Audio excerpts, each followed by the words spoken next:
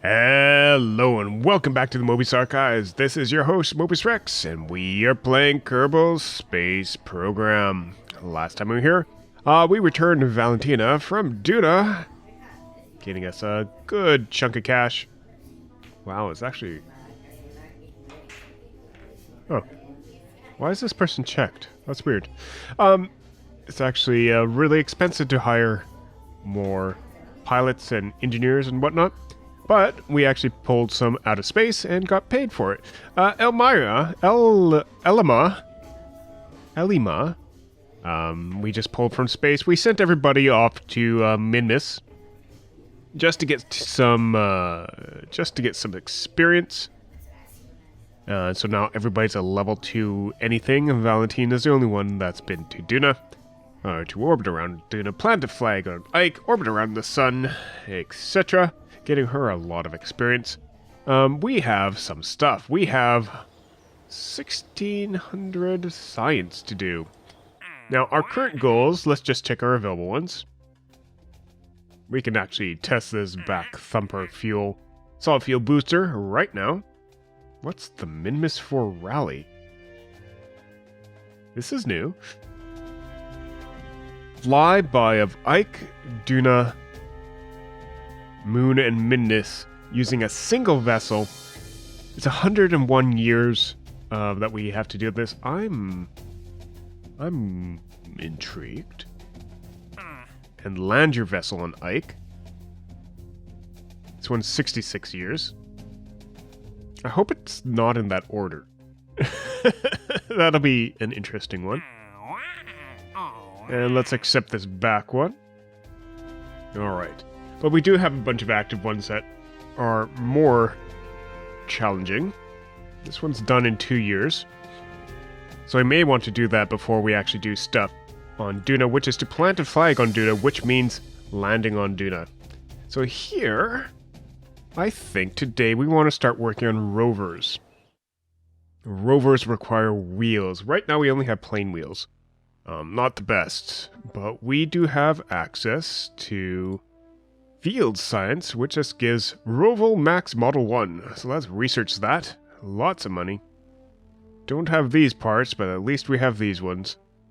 They're a start, and they gave us, the external command seat. We drop that on the moon. Could also get a little bit more science. Large landing gear might be good for landing on Duna, because we do want to land on Duna. And we might as well get some of the specialized control, which gives us a Werner engine, which is kind of like your monopropellant engines, except it uses liquid fuel and an oxidizer. We also have access to nuclear propulsion, which only uses liquid fuel. It doesn't use oxidizer, which should reduce our main engine's needs. Let's research that. And we might as well get some stuff for science. We have the Communicatron and the double C seismic accelerator. And we'll get the science tech as well. Alright, let's see what we can do with that. So in order to test the back thumper solid fuel engine, we just have to do it landed at Kerbin. So what I'm going to do is I'm just going to do it like this. Brace ourselves. And move the engine test to the first stage. And let's go launch that. Really easy. And this shouldn't let the engine fly off the pad. And there we go. Nice and easy. Cover that vessel. Ooh. Even though it's still active. Nice. You can still see smoke coming off the pad. Nice. Alright, just getting a sense of scale. We could actually put a crew on this, can we? No. That's unfortunate. I wanted to drive this. Alright, we have the little Rover X1. I've laid this out with most of our available science equipment. Barometer, seismic, accelerometer. We have this thing. We have toss a Communicatron right there too. Why not? Don't know whether this is imbalanced. Probably is. We have the mystery goo, we have the surface scanning module, which is much lighter than the mystery goo, but the same size. Interesting. Alright, let's give this a try. We'll just launch this on the launch pad. I think it's unmanned. Yeah, let's see whether we can drive this about. Forward is not the way I think it is. Brakes. It does have a bit of brakes. Forward is backwards to me. Alright. That'll confuse me. Let's, change some stuff about that. Alright, there we go. Slide you forward a bit, get you better lined up. Close enough. Save that, launch that. Alright, let's see whether we could drive this around with relative ease. Looks good so far. Relatively speedy little thing. Alright, brakes. Brakes? Hello? Why aren't you braking?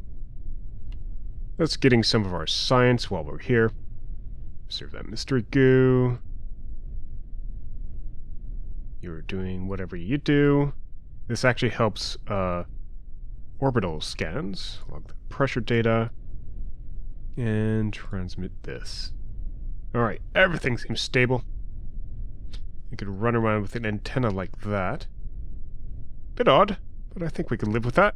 Alright, let's recover that vessel. And we even got a little bit of science. Nice. So this thing is currently 0.7 tons, which is great. What did I just do? Oh, thumper, right. A little bit of free cash. Minimal cash. So this is tiny, which is great, which means we should be able to take this to the moon and drive it around there. Alright, we've done up the Mooner Lander 5, the rover carrier. Now what we have here, I made this slightly less expensive. We have a 0.7 ton rover, but we also have a 0.7 ton fuel tank attached to the side here, just to give us a little bit of balance.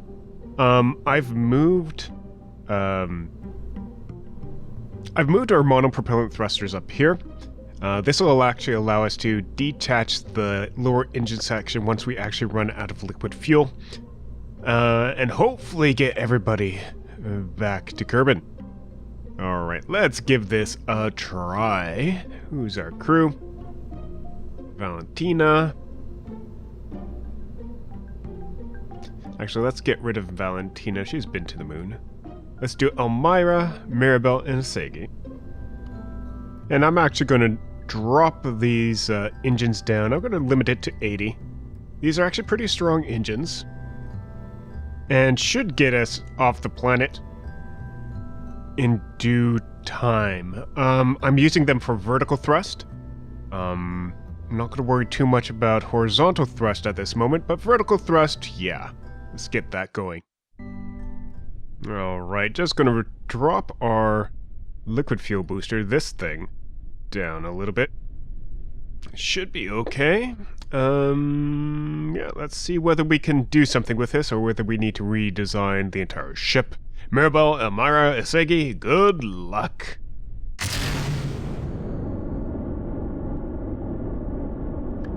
I'm just going to let these solid fuel boosters get us to about 10 kilometers before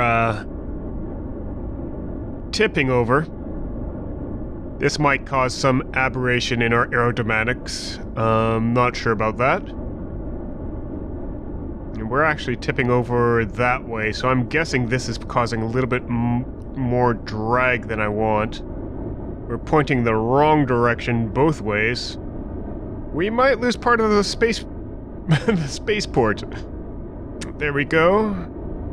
Come on. Alright, well... Whoop. Whoop.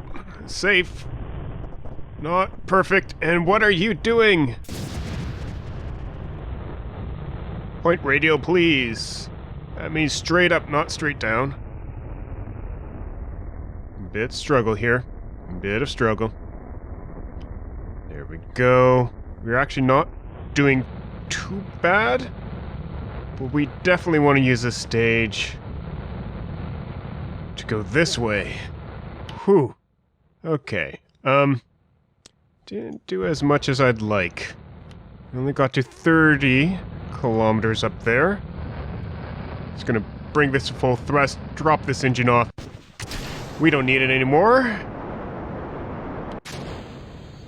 And see about getting ourselves into orbit. This is actually not too bad because we're using this higher efficiency engine. This should be, yeah, it's a mainsail engine. Higher up in the atmosphere. We'll see how we do. No longer getting that weird drag effect. I'm pretty sure it was due to the rover. Might wanted to actually have another rover on this side to balance ourselves out as far as drag goes. And we're out in space. I'm just going to start this up around 30. Yeah, and just use all our fuel here. Watch that orbit, watch that fuel, which is gone. This should be the stage that gets us to moon as opposed to orbit, but we will see.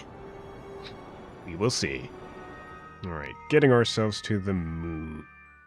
So much debris. I might have actually wanted to get an actuator so we could pull some of this stuff out of orbit.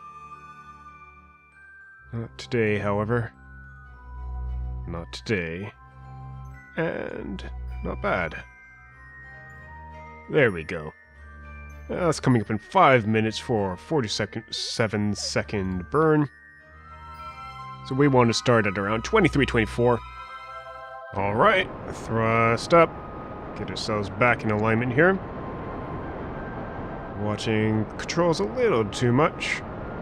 How's our fuel situation? Okay. Alright, just gotta get this orbit out there and to the moon. There we go. That 1 million periapsis. Fly out there.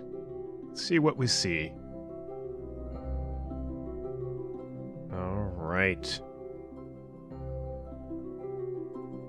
Where is this spot we want to land at? Is that it? Surface sample there? Activate navigation. And find some way to land up and around there.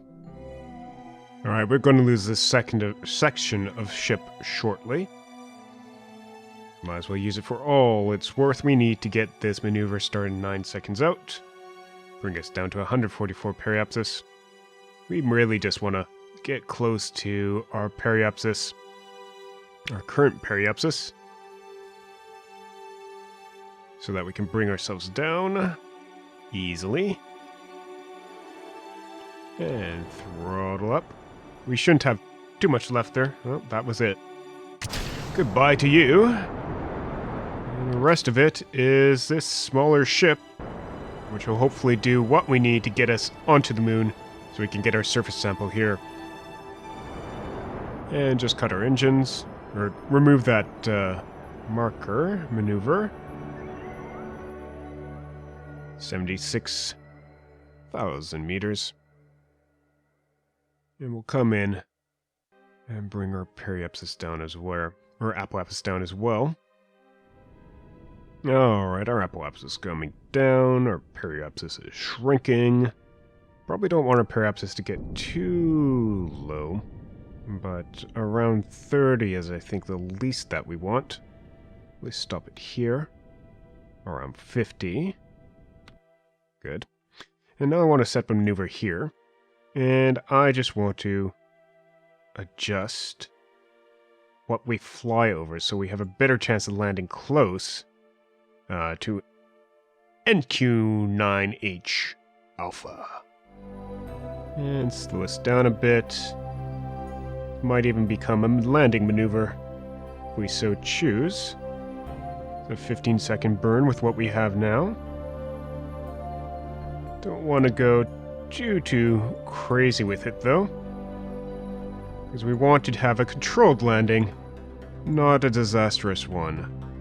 Alright, 6 seconds on either side of the burn, or either side of the node. Should get us into that position, and cut it. Good enough. And then we want to pretty much land here. Bring us in closer. Point retrograde. That should be enough. Oopsie. I'm allowing these to be slightly imprecise. Just want to plan them more, get the arc better. Alright, should be good. We should be landing with this thing. Just have our ship point retrograde for the rest of the trip. And hopefully, we'll be able to land successfully. I'm going to see F5 here. This might unbalance us. I'm going to see if I can send fuel to this tank. There we go. A little bit more fuel in here. Keep that ballast for now. It might have completely unbalanced us. We'll find out.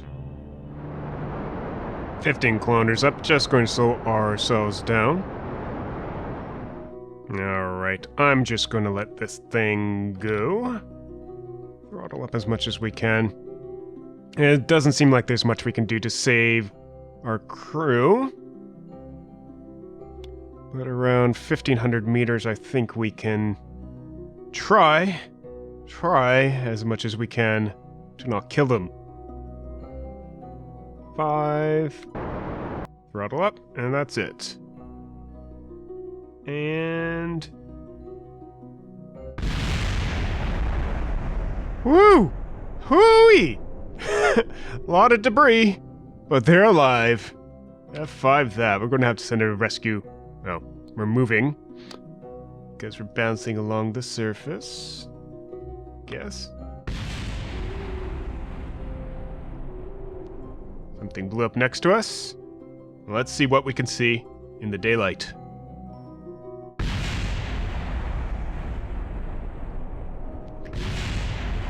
We still have bits of us braking, but it looks like our rover survived. Both wheels fully intact. Yes. Let's get over to... Well, that's not the carrier, that's the carrier. I wonder what that bit is. Oh well. The lights... Lights? Lights. Lights on.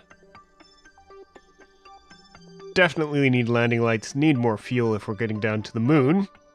With too much stuff. Brakes. Crash. Leave your brakes on. And we'll send out... I think you are the engineer. So you might as well come with this thing. Can I get you to board? Board. So one of you, and I think Mirabelle is the scientist. You'll come along as well. If you don't, like, tumble down and hurt yourself. Come on. Not as easy as on Minmus. Just fly about. And just board there. Stand still. Board. There we go. Oh, you still even have that decoupler there. Funny. Alright, back up. Back up. I'm pretty sure we're going up the hill. That's our... Seriously? Things are still breaking around us? Alright. We survived, and that's a start. And we will go looking for, I think it is almost directly east of us where we want to go. Which is that way. We're in a crater. That may cause problems. But I think we have a bit of driving to do. Slow driving, apparently. But driving. I'll be back with you guys next time. Have a good day. and a wonderful night. Bye-bye.